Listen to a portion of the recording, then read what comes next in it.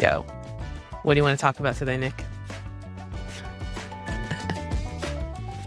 I don't know why that question is so funny. It's so good. It's hilarious. I want to talk about the order of operations, Mm-hmm. part two, continued. And I want to talk about how you flow from creating an offer to launching an offer. Mm-hmm. We talked about problem, person, process last time. And so imagine you have all that stuff in place. Yep. You've gone through that. You're building your sales page or it's done. And now you have to get this thing into the hands of the people. You have to get this thing into the market, Yep. condition the market around it, and then go and make some money because that's kind of the point. Yep. How do you do it? I mean, the first thing you have to do is before you're even done with your offer, you can start building awareness of the problem. Like the first thing that you always want to do, whether you're launching an offer or just trying to build any type of audience and awareness, is to market the problem. Like people need to understand what your point of view is on the problem that you solve so that they can start to feel seen and heard and like you're someone worth listening to about the things that they're struggling with. So there's a couple phases to a launch. You've got pre-launch, launch, and post-launch. And pre-launch is the longest one, and you can be in pre-launch for a while. So like that's why before you're even ready with your offer, you can start talking about like build in public, share your journey in public about what you're doing because people love to follow the journey. Pre-launch is the unsung hero of launching shit. It really is. Straight up. It's like a movie trailer. That's what I always say. Like nobody is like excited to see a movie that they just heard is coming out that same day and then they're just going to go see it generally. Like That's such a good analogy. it's true. Like when you go see a movie now, you're getting trailers for stuff that launches like in a year from now. And so the movie market understands that you need time to get excited about something so that by the time it comes out, it's like, holy shit. The movie is not even done. They have like some of the movie film They've cut the trailer. and they cut the trailer. Like you have the mental scaffolding of what your offer will be. Your website is not even done. And Mhm. now you're like, I need to cut the trailer. I Yeah. just need enough. Like our friend Sarah Brooks did such a great job of this. This is pre-launch in action. She was like, I don't have all the things, but I have the trailer. And she put Hmm. it together and popped it on a LinkedIn. Got an immediate phenomenal response. Yeah. No website. You don't need all of those things. You just need the confidence and the clarity. So Yeah. pre-launch is the unsung hero of launching for sure. Yeah. Like most people skip over the anticipation building phase because they're desperate to launch and get money. And that's fine. I understand. But you need at least a few weeks of anticipation so that people have a chance to get excited, feel FOMO, start to think, in their mind, they can picture themselves with this service in their life, how it's going to change their life for the better, all of that stuff. Like it's a it's educating, but it's also kind of teasing and it's pulling them in emotionally. They have a chance to follow along. It's just too important. It's way too important to skip, and most people skip it. So what are the ingredients that make up pre-launch? Like what are some of the things you need to know beyond problem, person, process? Because those are the things like the order is set. We like the order in this way for this reason. Mhm. Problem, person, process are like some of the core stuff that allow you to think through it. What are some of the other things we need to successfully pre-launch? I mean, you need to have a really strong, like the pre-launch is all about aerating your point of view. Like, so problem, person, process. I know point of view is in there as well as part of step one, but We didn't talk it's much about it, but it's a peripheral it's like a byproduct of all of that work. yeah. So if you think about it, like step one, you're developing your point of view. or you're refining your point of view. When it comes to launching, you're aerating your point of view. And the thing about points of view is that they're meant to grow and change and evolve based on signal and based on the market. So you're putting your point of view out there and you are intaking signals and seeing which part of what you're saying is really sticking with people. And you're going to lean more into that.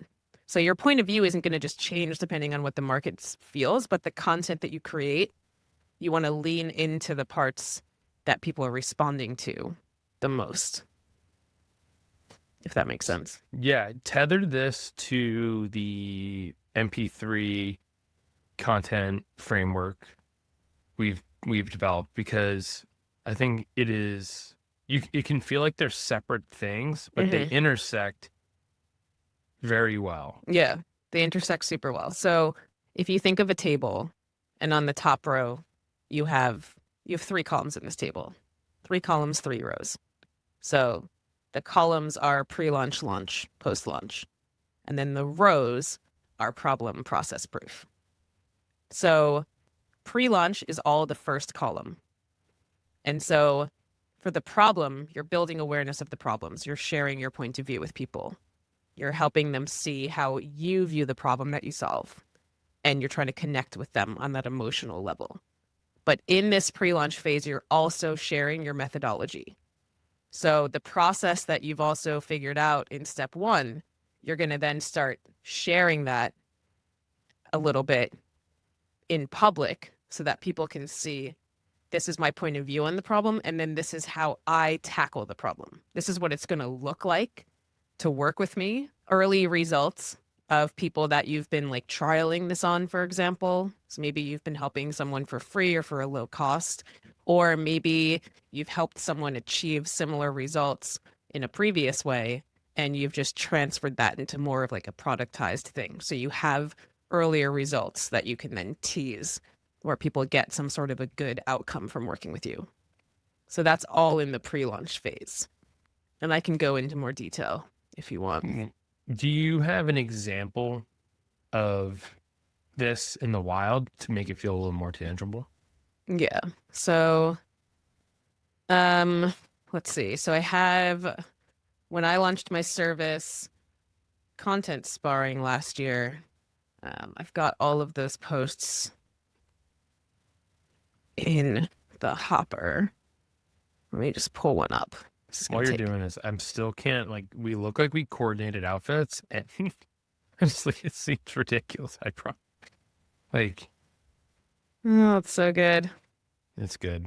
All right. So, all right. So here's an example. So this is the first time I ever mentioned content sparring in public. We can put this link in the show notes, but Yeah. And we'll include a link to or a screenshot of the launch content matrix yeah. so that you have like you can have a visual and see it as we're going through it. So this was a bit of problem, process, and proof kind of mixed into one, but it starts with a bit of proof to kind of say, look, like I've already been hired for this thing. So that was me saying, look, I was hired for this thing and I wasn't going to tell you about it unless it went well, which is kind of like, you know. So I say last week I got hired to be someone's writing sparring partner. What's a writing sparring partner? My brain goes to boxing. But anyway, experienced boxers need sparring partners to keep them on their toes, learn new moves from, get incrementally better. Where can experienced writers go for this? Honestly, the market is dry, right? And then I go into explaining. So I've aerated a problem. Essentially here, I'm saying writers do not have a place to go back and forth with anyone. So I said new writers have a million resources at their disposal, but experienced writers are on their own unless they're working in-house and they have strong editors or peer editing programs. So I wasn't sure how the first session would go. I was a bit nervous, right? This is a bit process, a bit personality.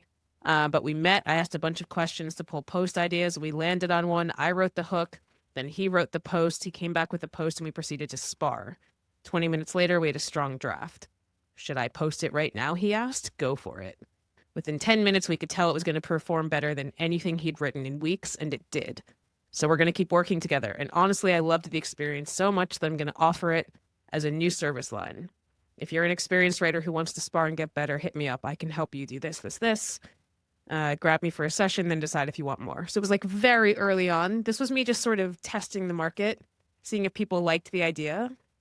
And it got over 10,000 impressions, 132 likes, 63 comments. And most of the comments were, holy shit, like, this is brilliant. This is amazing, blah, blah, blah, blah, blah. So because of that, I ran with it. If I got terrible signals, then maybe that would have changed how I think about it. Maybe I would have changed something about it. So some things to double click on. One, make the problem highly visible. You did that by way of you're like, here's the status quo. Yep. Everyone creates writing things for beginner writers. Yep.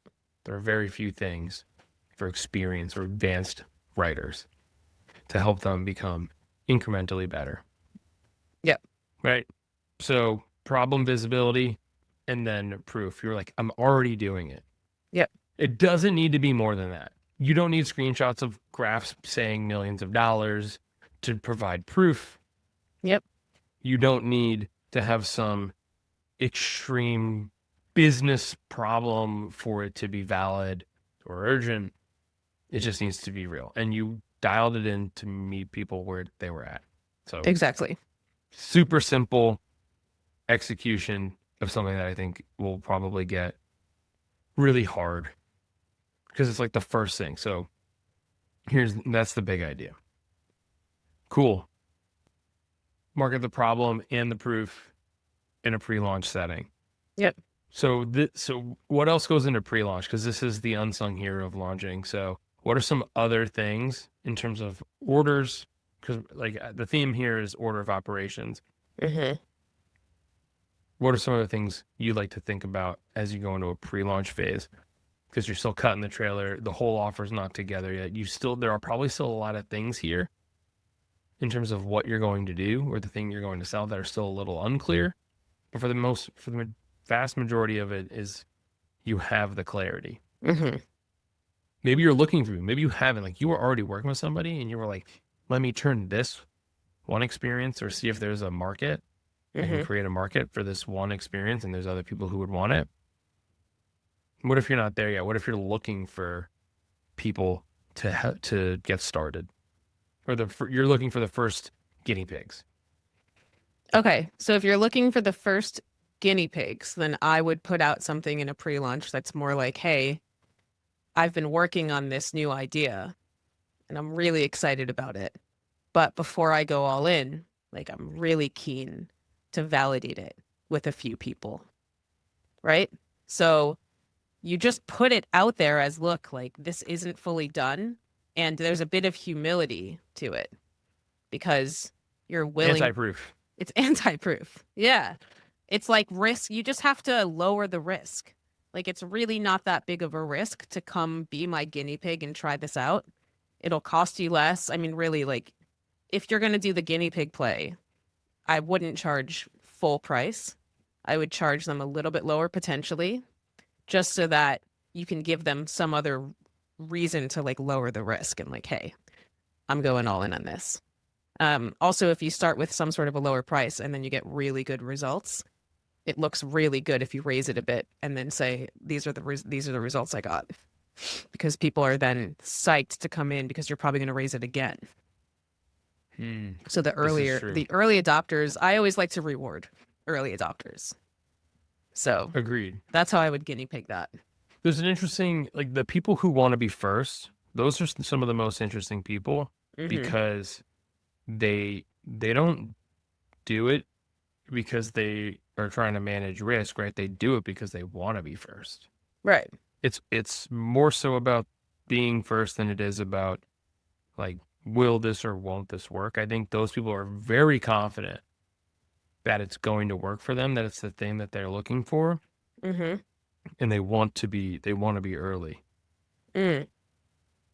There's an element of wanting to be ahead of the curve on some stuff that people feel will expedite them. It's the golden mushroom in Mario Kart. It will get you're gonna blast through some competition here or whatever, some Yeah. other drivers. So, okay, pre-launch, order of operations, what comes next?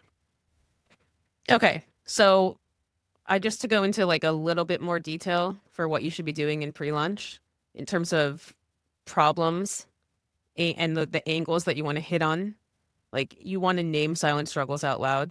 So you've got to tell people, hey, this is the stuff that I know that you're dealing with so that you can be seen as someone relatable who gets them, challenging the status quo or at least naming it so that you show people you understand the situation that they're in, articulating the root cause for why they're in that situation in case they're just dealing with symptoms and they aren't really aware of it, and pointing out like the cost of inaction, the hidden costs of what will happen if you just stay where you are and you keep doing the status quo.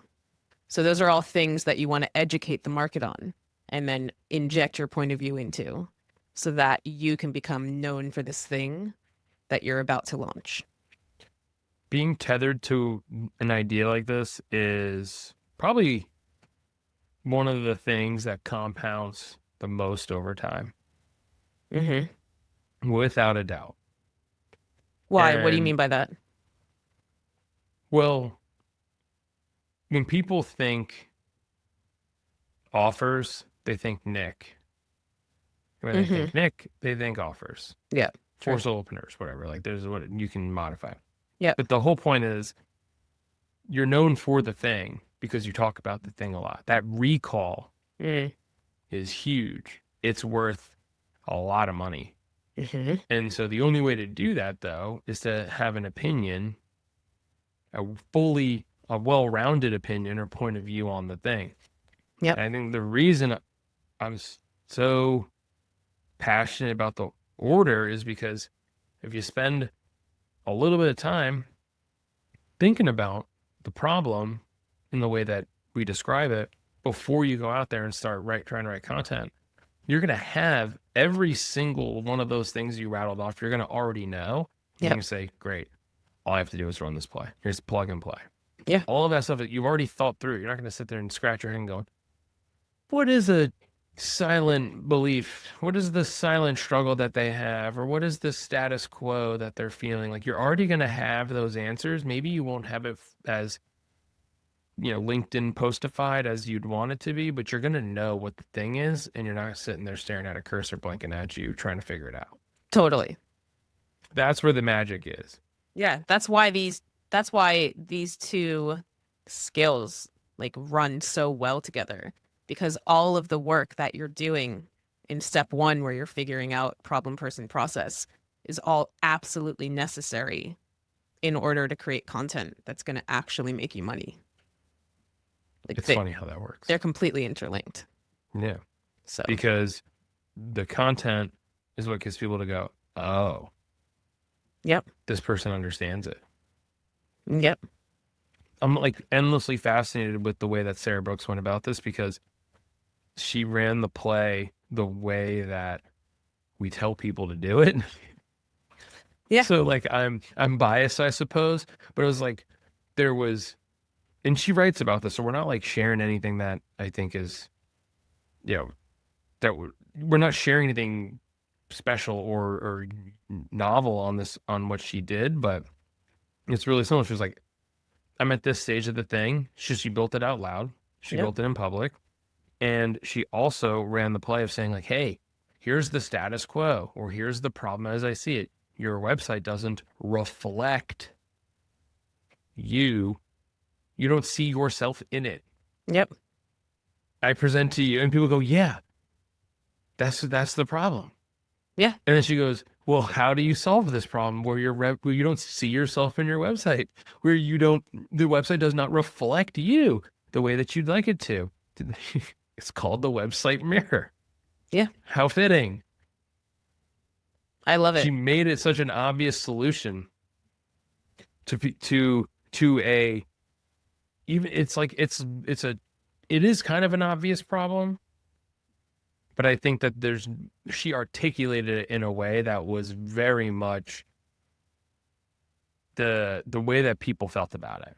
Yeah. There's a lot of people trying to solve the your website sucks problem, but she wasn't like your website sucks. She said your website doesn't reflect you, and that's a totally different angle for people because they're probably like, it's not that the website sucks, it's just wrong. It's not me. Yeah. I mean, look, here's the thing, because what you just said is so important. That's where point of view is your differentiator. Mm-hmm. Because we're all, like, most of us are out here solving very similar problems for very similar audiences. And the only thing that separates us is our point of view and our unique IP, as Yeah. Jay Apenzo said the other day. Yeah. Um, and so Sarah went out there and said, for anyone who's been struggling with this, that either hasn't looked into the million options that are out there or doesn't love them, here's another one. Here's my point of view on it. Let's go. It can be Yeah. that simple. It should be that simple. It Yeah. should not be any more complicated than that, Yep. no matter how big your deal size is, Yeah. no matter who you sell to. Yeah. All right. So after you condition the market, you put your movie trailers out, it's launch day, right? Launch So day. launch day is all about turning that anticipation that you've been building for weeks or months into action, right? You've spent time priming and now it's go time.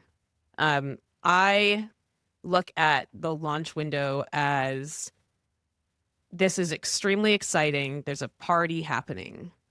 I want you to join the party. We're having a block party, right? Like free drinks, like music. Let's go. Everyone join in. And a couple people are going to become your high paying customers, but most people are just going to get to chill for free. Like you want to Mm-hmm. invite everyone in. It's supposed to be fun. And that excitement creates FOMO. Like if everyone's at this block party and everyone's having a good time, you want to go. And so you're going to go check it out. And then once you're there and you learn more about what you could potentially buy, you're more likely to either buy it then or become interested in it because you're relating it to a fun experience. So that's the metaphor I think of for launches. Okay. Here's the thing that I get stuck on. Yep. Launch a product versus launch a service. Mm-hmm. The consideration set very different. Yep. The criteria is very different. The cost is obviously very different as well. Talk me through launching a service because it's not like the launch window, like there's no checkout necessarily when you're launching a service. It's just a different experience. So how do you see launching a service compared to launching a product? Yeah. I mean, it's different in terms, the only difference is the amount of people that are going to actually hit buy. I still think that you need to run very similar plays and similar tactics. So even with a service, I think it's still extremely valuable to limit it to I'm only accepting X amount of people for the next time frame at this price point, for example. Or, you know, special launch excitement party, and whoever decides to hit go first, I'm going to work with you first and everyone else has to go on a wait list. Like there are ways to get people to pull the trigger at the launch party for high ticket and low ticket. So what are you launching though? I think this is the thing. Are you launching the site and No, then the site? you're launching the service. You're Well, saying, I am now. So pre-launch is all I'm building this thing. I'm excited.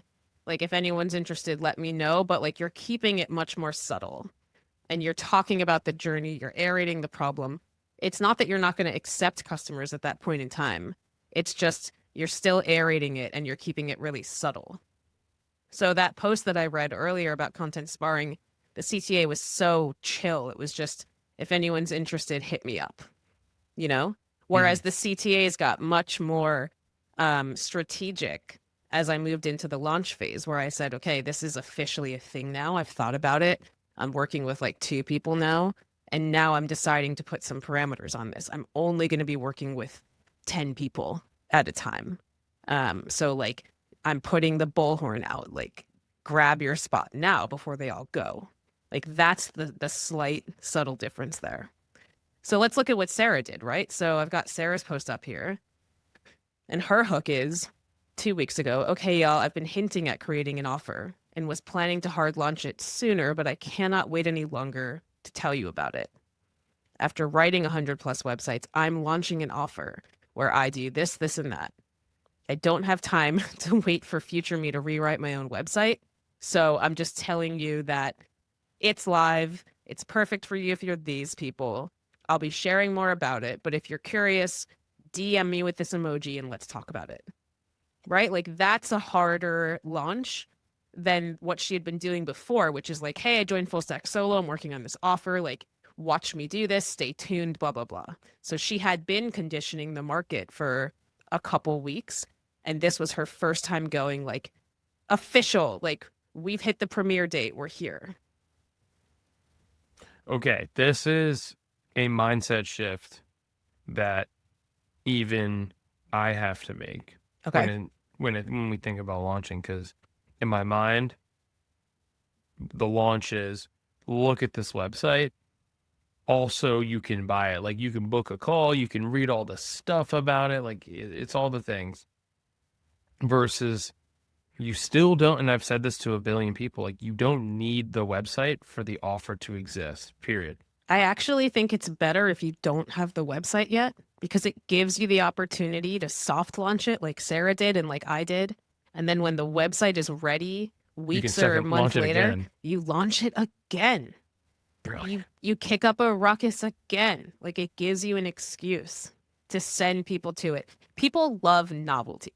They love announcements. Like, why do you think so many people, I mean, besides LinkedIn boosting them, those stupid announcement posts? I'm excited to announce that I can't, like, like Like, everyone's excited to announce everything. LinkedIn boosts them, fine, but also people are excited for you because it's a transition, it's a change. People love that shit. Yeah. Like, Well, you that's have, the thing though. And I think this is why it's so like launching, there's an art to it. mm-hmm. There's you pre-launch, you launch the thing, and then you can get a couple waves out of this. You just described 3 launch periods, and only one of them included actually like publishing a digital asset to on the internet Mm-hmm. Yeah. beyond just straight talking about it. And Mm-hmm. this is the unlock. You don't like the site is not the thing. Yeah. The Not at all. site, it does it help for, yeah, sure, definitely. Yeah.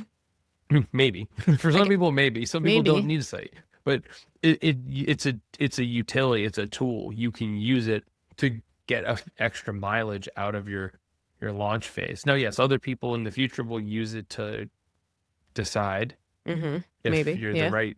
Maybe marriage. Some people will never even see the site. Who Yeah. cares? Some people will use it to decide if you're the right person for them. But Yeah. that right there is a major unlock. Okay. It's not the site. And when you're launching a product, though, When you're launching a product, you need the site. the site The is site's the kind of the checkout. launch. Well, you So need a one of checkout at the very least. right, you need to like, but you pre-launched. See, this is the interesting thing. You pre-launched the MP3 content engine Yeah, with a Thrivecart landing page checkout that was with it. It no was site. just the checkout, no site. Yeah. Then on launch day, you said, here's the website that gives you all the details. Plus, you can continue to check out. And so, one of the things that we did, and I don't know if it was right or wrong, but I'm trying to decide Mm-hmm. in this conversation, was when we launched Full Stack, Mm-hmm. we launched the site as part of the pre launch. Yep. And the idea was there's a lot here. I want people to get really immersed in it, Yep. in all the different things, and spend the time reading. And I think you tell me what your thoughts are on that. If we could go back and do it again, would you do something different? I think for me, I felt like I needed the site for Full Stack because I was bringing my audience on a new journey that I hadn't spent as much time aerating how I help solopreneurs with their business as much as I had spent years talking about how I help content marketers with their writing and content and editing. And so the site had like all the shit that you just need when people are being presented with something quite new. We didn't have a Mm-hmm. very long pre-launch period. I think I only conditioned the market for a few weeks before we were like, here we go. And Yeah. so I had You did bought, long to short, and you're like, all right, let's fucking do this shit.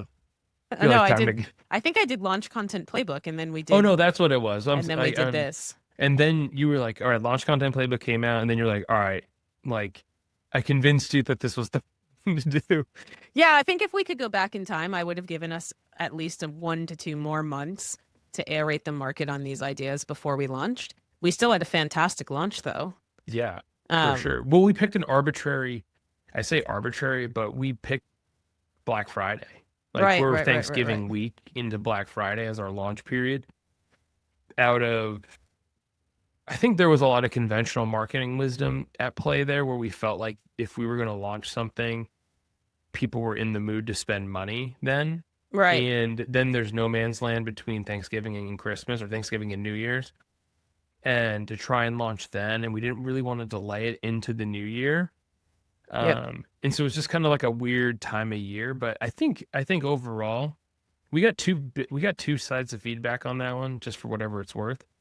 80% of the people were like, launch stuff on Black Friday week, like, makes a lot of sense. Yep. 20% of the people were like, I'm not working, I'm with family, like, why would you launch something Black Friday week? And I think there's no good time to do anything to I've please launched everybody. Black Friday week, I think every day for the past 3 years. So Every Black Friday for the last 3 years, you've launched something. pretty sure. I think I did a cohort and then I did a course and then I did another course and then I did our stuff. I think yeah. I think last year, was it the bundle? Did you do like the flash bundle or something Yeah, on Black? maybe. I don't know. Anyway, I've lost track. regardless, I mean, the whole point is this. Um, you just gotta do what feels right. And I feel like we thought that there was a lot there, and there was a lot of unknowns as full stack as a product. Yeah. That was like, and what we were originally marketing as a hybrid digital product. We were like, it's not really a service and it's not really a course. Hmm. It's some weird thing in between. And uh and we were like, so we wanted to spend a lot of time and give people a lot of info on it. And I think if we could go back, probably just more time. I think more time. I Yeah. think more time would have been great, but I mean, it definitely worked out. I'm I'm not glad upset that about like that. I wouldn't go back and change it now that it's worked out. Here's the thing about it. I think the only thing I would have done was just put the wait list as the website instead of, oh, I don't know. It's like, at what point do you put all the info out there versus, I think we would have had a bigger wait list if the site was like full stack solo coming soon, sign up for the wait list to learn more. Yeah. And then on launch day, the site came out and we kind of, in that wait list, was nurtured in the inbox with all the information. Totally. I think that would have been that's a different way to run the same play. Again, I don't really know if one is more or less effective than the other, but we did what we did. We did what we did. Generally, I would have said let's do a month longer Yeah. where we can kind of prime the market. But we still Yeah. did like a great I launch. think you always talk about the launch windows of products.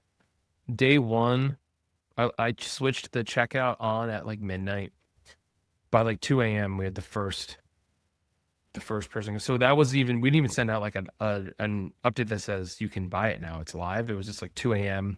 and someone checked it, and There's always that one person. and There's they were like, oh, always one cool. person. It's like, Yeah. oh, there's like one person in here all alone.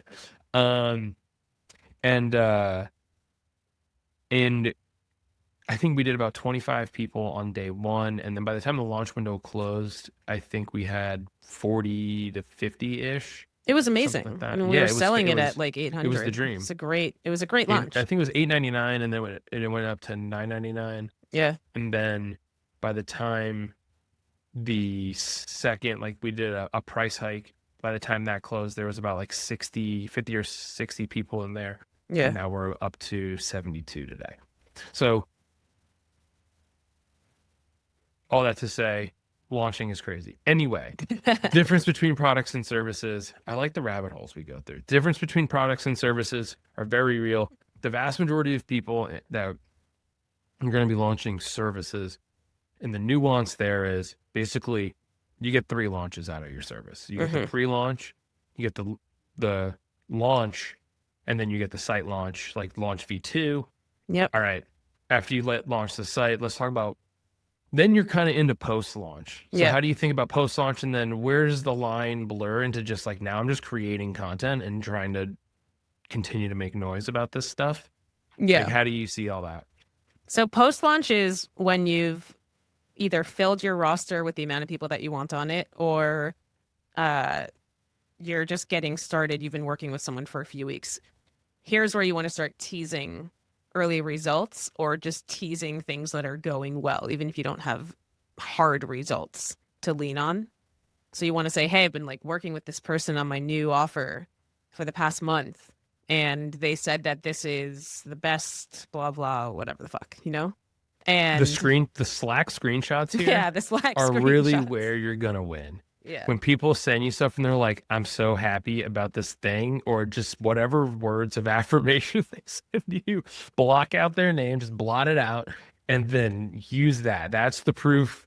That's Mm-hmm. the raw proof. I've talked about this 1,000 times. I learned this tactic from Doug Lawson, who's like absolute legend in the content marketing space. But he was like, you got to ramp up the proof game on that front. And that right there, such a simple thing to do. And Yeah. it takes, you got to take the emphasis in my mind off of you and put it onto their success. It's not your success, it's their success. Yeah. Let me read this one that I did for content sparring because this is a really important one. And this is what I mean when I say uh, post launch, like you filled your roster really well and now you are showcasing transformations or results. So 10 months ago, I said, I've got too many calls booked, act fast. I read that and my BS radar goes from 0 to 100. But for the first time in my life, that's my truth. And so that is credibility saying like, and it's also urgency. Like, hey, like I've got a ton of clients now from this.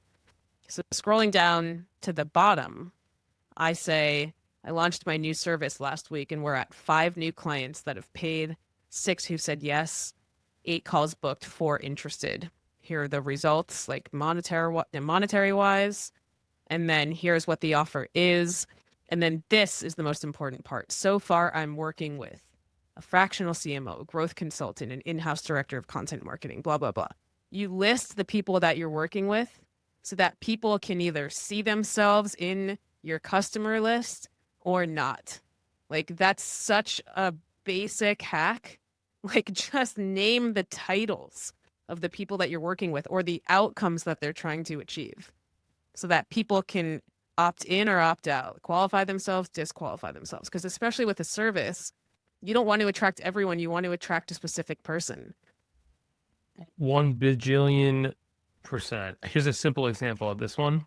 John Benini. We talk about him and content brands a lot. Simple example here.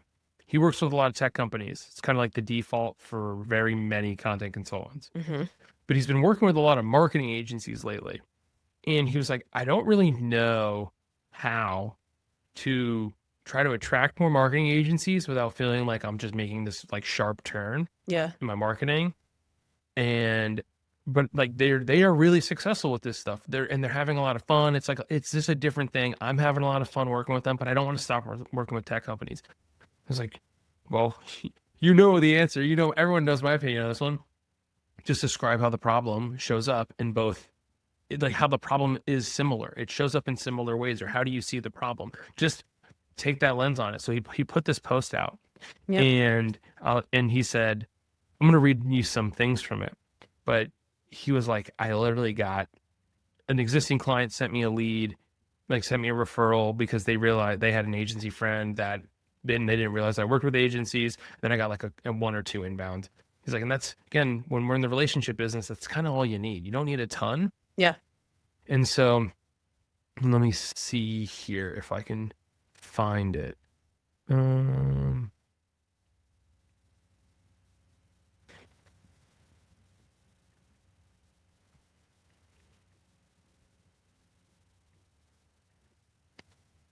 Come on. Okay, here we go.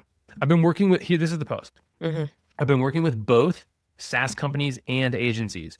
Both suffer from undifferentiated content, but in different ways. Here are the main differences I've noticed. For agencies, blah, blah, blah, blah, blah, blah, like bullet 1, bullet 2, bullet 3, bullet 4. For Yep. SaaS, bullet 1, bullet 2, bullet 3, bullet 4. All roads lead to the same place, undifferentiated content where they think the channel and the medium is the problem and not the approach to the content itself. Boom. Simple. Boom. Easy peasy. Like a couple days later, why don't agencies and service providers have the best content on the planet? I've always felt like right, status quo, he goes through the whole thing. Thought leadership is a buzzword for all of them. And he goes into this whole idea about if you're a service provider, you've likely already have everything you need to differentiate and you're not doing it. Right. So now all of a sudden he's opened the door to him having an opinion or a perspective on the concept or the problem of undifferentiated content for both tech companies and agencies. Those posts got the attention. And he sent me the post and I was like, dude, you know how you're winning is that every marketing consultant versus marketing agency consultant and coach flocked to the post. Yeah. They were all like, oh my God, you're right. Like, how did you, like, he's articulating stuff that they're trying to say. And he said it better. And then one of the bigger ones, this guy, David C. Baker, he has a bunch of books out. He's like one of the more well-known agency consultants. Mm-hmm. He shows up and has stuff to say. So it's like now, but what that does is that brings in more of the agencies because all the agencies follow the agency coaches. Yeah. And so John's getting all this free visibility from all these people who show up on his posts to try and either to have an opinion on his opinion on this thing.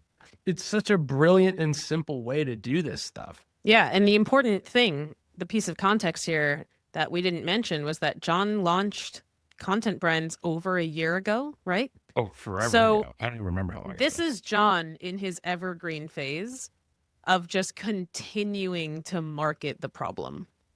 Yes. Like, so after your launch is over, you just fly into the MP3 engine and you rotate through marketing the problem, process, and proof over and over again.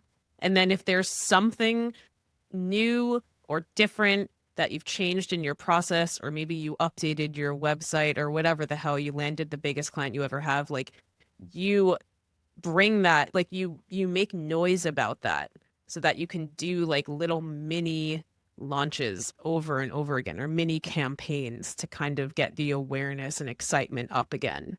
Maybe you run some sort of deal at some point. I mean, not really a deal, but like, I don't know, maybe you just do something to celebrate, like, hey, my service has been live for however long. And I just want to say, like, a year ago it was this and now it's that. And I've had this many clients go through this and it's exciting and whatever it is. Like, you have to manufacture reasons to celebrate what you're doing. Mm-hmm. Again, to like have that excitement and street party shit, you know, like you got to like make it a holiday.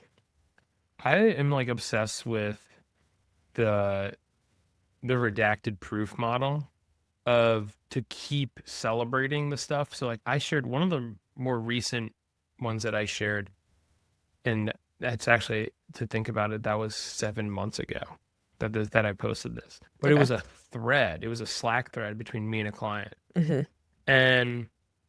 And he said, hey, I just sent some follow-up messages to the people who wanted our download. I booked 2 calls within minutes. And then a few minutes later, 3 calls, 4 calls. Then this is on a Sunday. And he says, and then a couple hours later, 5 calls. An hour later, 6 calls. And then the next morning, he says, Nick, it's up to 7. I can't believe it. He goes, I just stopped telling you, but it's 8. And then like hours later, he goes, I just stopped telling you, but we're at 8 now. Right? So it's like, that is the proof. It doesn't celebrate me. It has nothing to do with me. It's me being like, go, like, yeah, you're doing it. Like I'm egging, I'm cheering them on. But you can use those moments to, one, celebrate your client's success in a way that doesn't feel super cringy or just being like you're patting yourself on the back in public, which is also a very weird thing. And you make it about them. I mean, this post was simple. It just said, it doesn't matter what industry you put on your homepage. When you market a problem we're solving, the people who have it will reveal themselves to you. Market the problem, become the solution. Love it. That was the whole thing. get a few inbounds from that. People go, oh, I would like that thing. I would like that experience. So it's like, Hmm. I mean, this is also very beyond post launch for me. This is evergreen market the proof stuff, but I think the line seems very blurry between like where does really post launch end, Right. and evergreen begin. It's very blurry. Post launch, I would say probably is just like 1 to 2 weeks after you've made a bunch of noise and that's quieting down. You've But you got to, still have the attention of you still people, have so the attention use of it. people. So you want to use it. Yeah. Like you want to just let people know who joined. What are the personas of the people who joined? So Who's right for this, who's not right for this? Like these are the early results we're getting. I want to address the elephant in the room here, which is you're Erica Schneider, Hmm. and you have 40,000 plus LinkedIn followers. So there's a this idea that, well, of course you can just launch something into LinkedIn and kind of get that response and blah blah blah blah blah. Like you're you, I'm not you. So how do I duplicate that success with the 1,500 followers that I have? Um, Right? I mean, it's the number of followers doesn't matter. It's about getting your message in front of the right people. So that's just my first thing. But then also, I think that when you're smaller and you're launching something and you're worried that not enough people are going to see it, that's when you want to really lean on borrowing credibility or forming partnerships with people. So if there's someone who you can pay to send out a note in their newsletter or have some sort of an affiliate referral program with a peer network. Maybe there's an in-person event where you can go and meet people that are in your ICP. It doesn't all have to happen on LinkedIn. Um, Agreed. when I was smaller, I borrowed a lot of credibility from friends so that I had made online. So if I was launching something, I would send them the link and say, "Hey, I'm launching this. Could you make some noise on this post?" Like you don't want to be in a pod all year round, but when you're launching, like, yeah, send the post to your friends and ask them to help you make noise.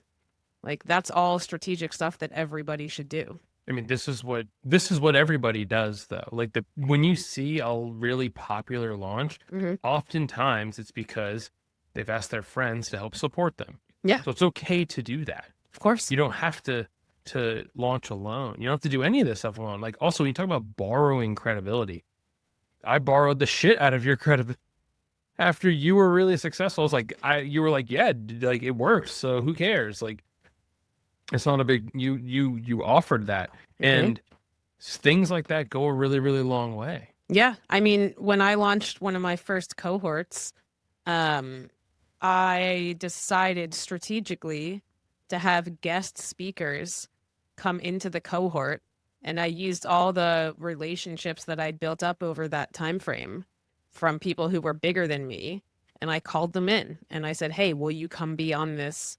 Will you come speak at this?"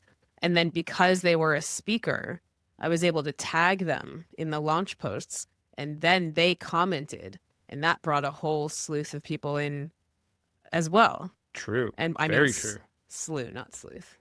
Uh, A whole sleuth of whole people. sleuth of people. It's interesting because I see there's a lot of this that we're doing or that you see it happening in the wild, and I think there's also just a lot of people who don't realize that they're doing some of these things already. But Hmm. it's good to put a name on it so that people can see it and go, "Oh, Yeah. like this validates a lot of the thinking." So, for example, I mean, you talk about having people. I mean, we have guests come in and do mini courses in full stack all the time, and we don't ever talk about that. And this is what you're saying made me realize like we should celebrate that more. Like Totally. we have some amazing people come through. Yeah. We had Jay Kunzo come in a few days ago. We had Morgan Ingram come in a few weeks ago. We had Max Trailer, Renee Froyo, my friend Chris Marley. We have some amazing people come through, and we never really spend any time. We spend zero time You marketing and I that. are sitting on so much content that we haven't put out because there are only two of us, and we also run other businesses. Like we run our own businesses and Yeah, we we're run a business insane. together. Why we're gluttons for punishment, We really clearly. are. But like there's just endless content that we could be putting out all the time, endlessly about this. Yes. 1 billion% on that one as well. I mean, people do this with their book launches. People that I don't even know that well that follow me on social will send me their book in the hopes that I read it and or am just thankful and grateful for the book and take a picture of me with the book and put it on social. Like that's a play. That isn't them just being nice and giving me a book because out of the goodness of their heart. They're hoping that I boost their credibility with it. So like people do this all the time. Whose credibility can you borrow to boost your own? Louis, when Stand the Fuck Out came out, you couldn't scroll 2 posts without seeing someone holding up his book on LinkedIn. I He know. killed it. Yeah. He absolutely killed that He launch. selected like 100 people. I was in that group of people to send a box to with the book and like other little cute things. I got someone else's book over here. He sent me a watch and like a metal quote magnet thing and like all these like fun gimmicky things in the hopes that I would help boost it. But I'm an exhausted parent, so I haven't gotten around to Like, reading what it yet. sit here and read your book, but Um, I appreciate it. No one sends me books. I just want you to know that. I've received precisely 0 books. So if anyone wants to mail me their book, in hopes that I take my picture of myself with their book, please do. It's a blessing and a curse because I feel really bad that I haven't read the books that people are Yes, sending me. sure. Please don't send me your books. I've changed my mind. Please don't send me your books. But But there are tons of tactics like that. Like I'm kicking off with a new client for launch content next week, and she has a smaller audience, and I was like, all right, we got to immediately start thinking about whose credibility we can borrow to help with this. Like that's yeah. you got to do that, you know? Well, that is especially when you're launching services. I mean, we talk about this one all the time. It's the relationship business. It's Yeah. you're playing the relationship game and recognizing how important that is to building to launching that. Right? If you're trying to win on traffic, do that. Hmm. But if you're launching a service, you don't need 1 billion people to buy from you. You need like 2 or Yep. 4. Like most people don't need that many clients Yep. to make their living. So if you're in the relationship business, you can utilize your relationships. Yes. Okay, back to the order of operations. Like we went deep. We fell down the rabbit hole here again. Okay, so we did pre-launch, launch, post-launch, how it fades into evergreen. Is there anything left that you think we need to cover on just this part of the order of operations? Honestly, that's really it.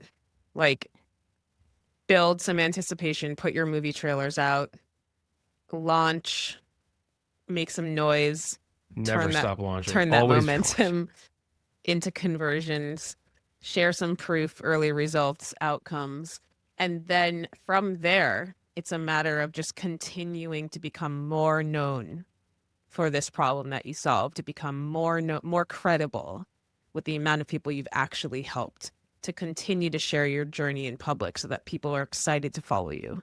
I mean, new artists put out new music all the time.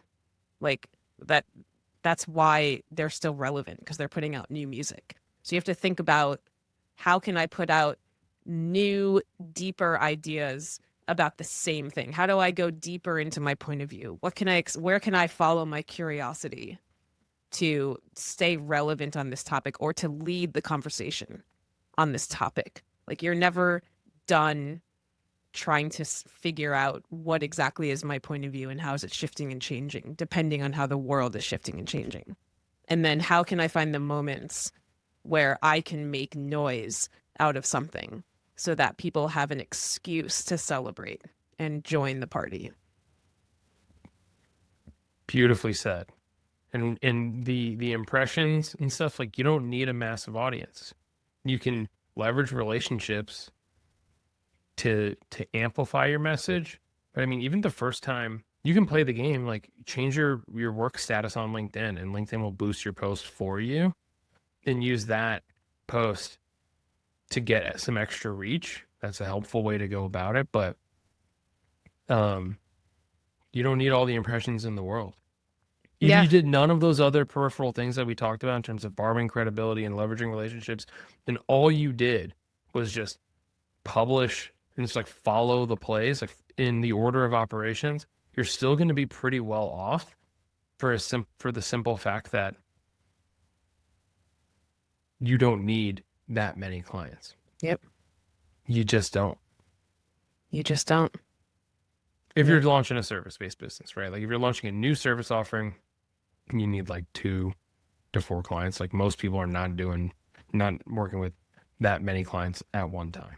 Yeah. So, and you can then leverage it. And I think this is a good place to end it because this is where we can dig in next week on the idea of sell the offer that will generate enough engagement where you can go start some conversations. Yeah. Go build new relationships.